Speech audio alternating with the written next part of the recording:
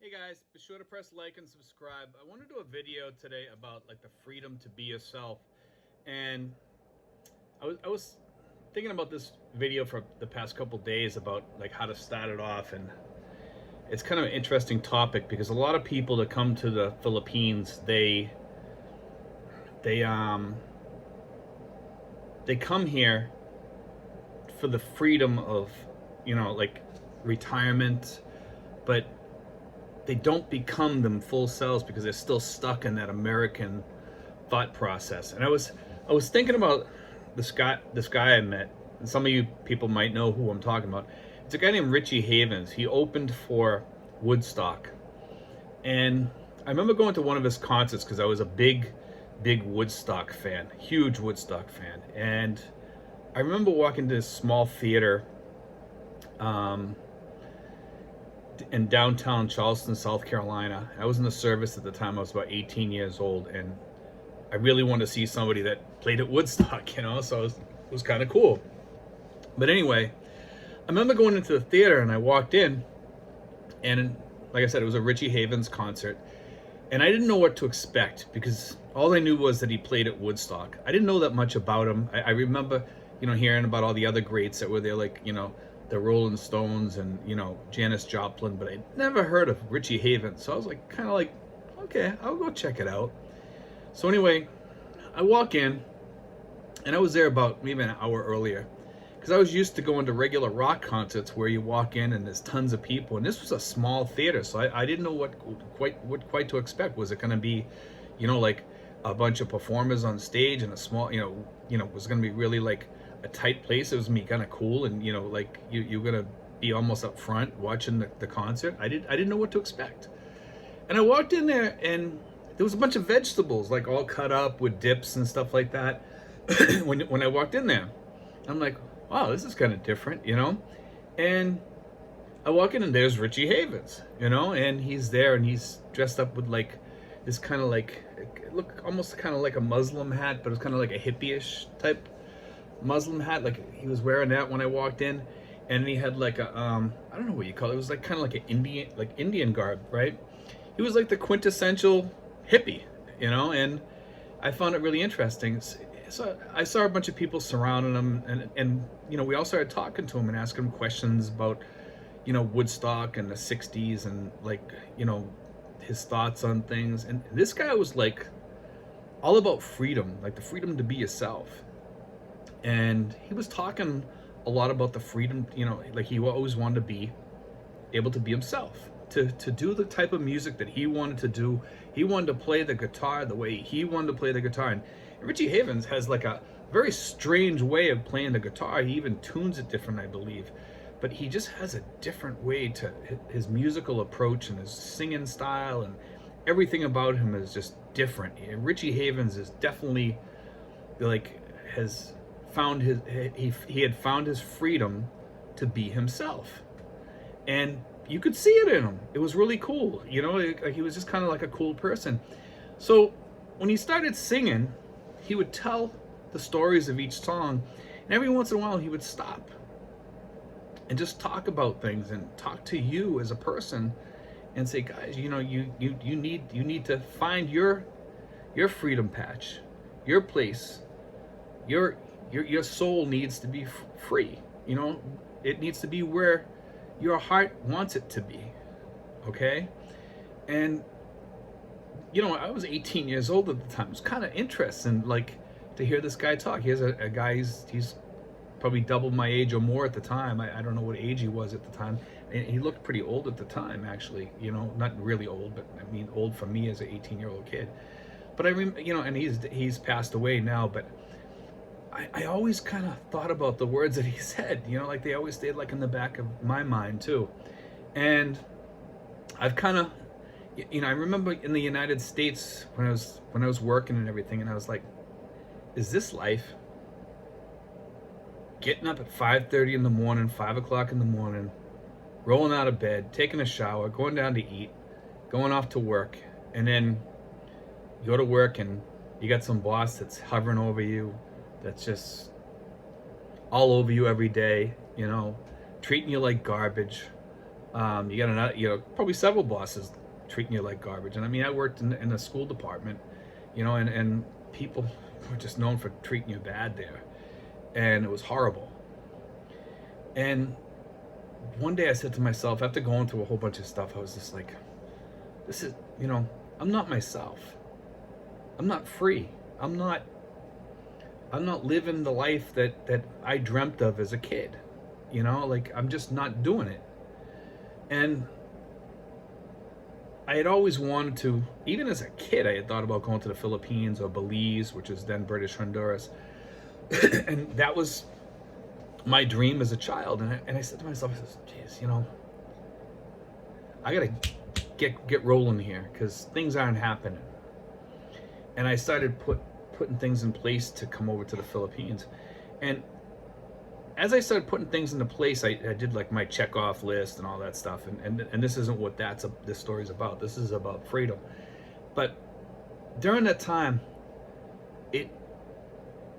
I noticed people, like, I'm looking at people and I'm saying, wow, as Americans, we are not free to be ourselves. It's very difficult, because people up above are always trying to control us. Our bosses are trying to control us. You can't do this, you can't do that. You have to have a working personality when you go to work. You cannot have a Steve personality or a Bob personality. You have to put on the personality at work that's a working personality. You don't have the freedom to be yourself at work. In most jobs, not all jobs, most jobs. Okay? And when I got home, I noticed, like, you have friends, and sometimes your friends try to control you. And if you're a certain political brand or whatever, then they want to try to change you, or they don't like you or whatever. So you didn't have that freedom to be yourself.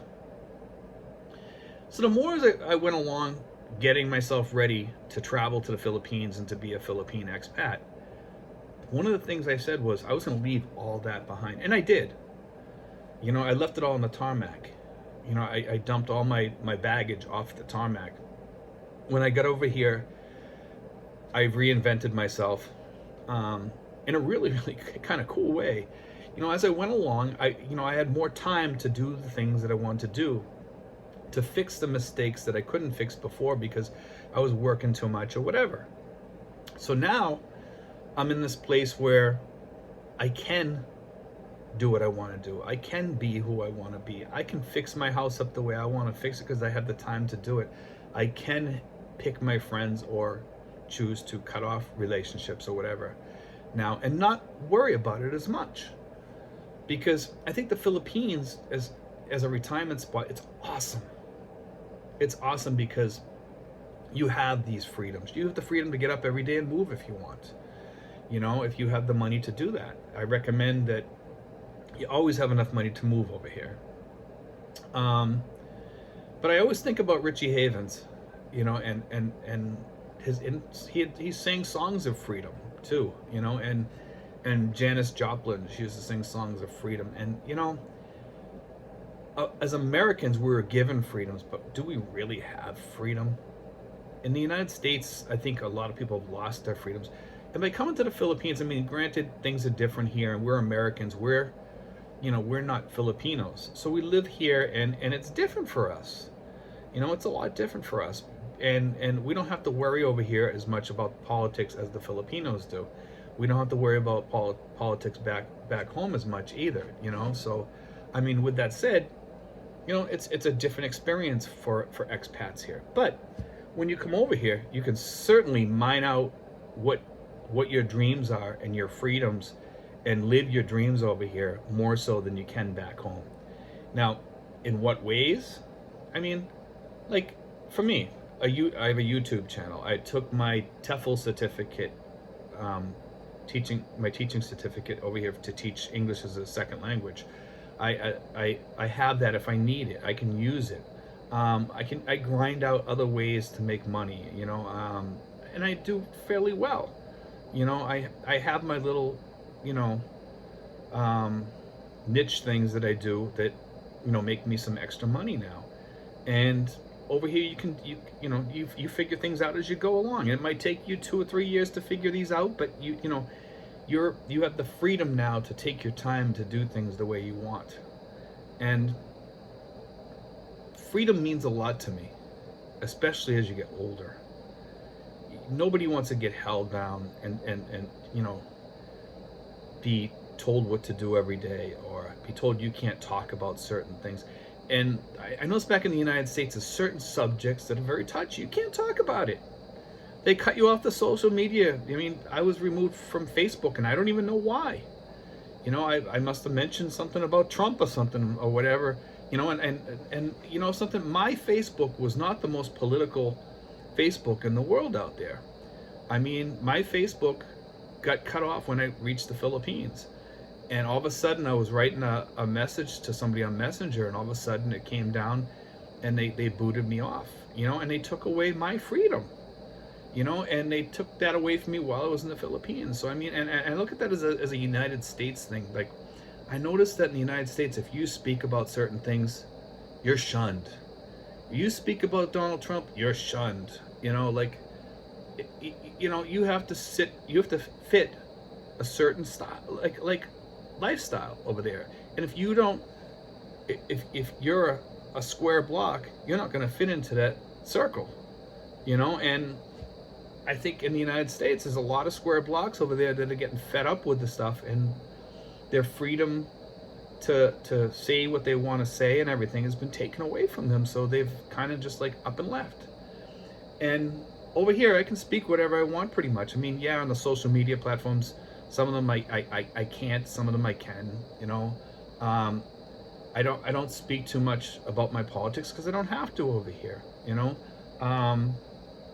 Now I don't care as much about the politics back in the United States. I do a little bit. I still vote who I vote for, and I vote on the person, and I don't vote on the party. But most of the time I do find myself voting for the same party, and I mean, I'm not going to get into which party or whatever. I'm sure you guys have tried to, almost figured it out. But anyway, it really doesn't matter, But over here, I mean, I can talk about things, and I have that freedom back, and I feel more grounded over here than I ever did in the United States.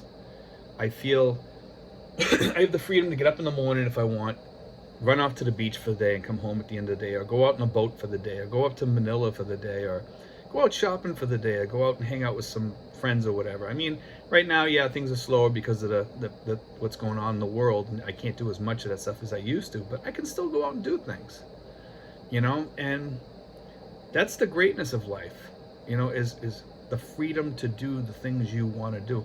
And in the United States, you can do that too. I mean, I see these people, they live in Slab City. I mean, I don't know if anybody knows what Slab City is. Slab City is a place out in California. You can look it up on YouTube. And it's kind of like a place where there's no law. It's out in the desert. It's really, really hot out there. But people find, they have, it's almost like Mad Max world, and they live the way they want to live out there. And there's other places you can go to in the United States too. They're kind of hippie-ish and stuff like that. Not my cup of tea, but these people have, they found their freedom, and it's kind of cool, and I must say that that I'm settled into my freedom.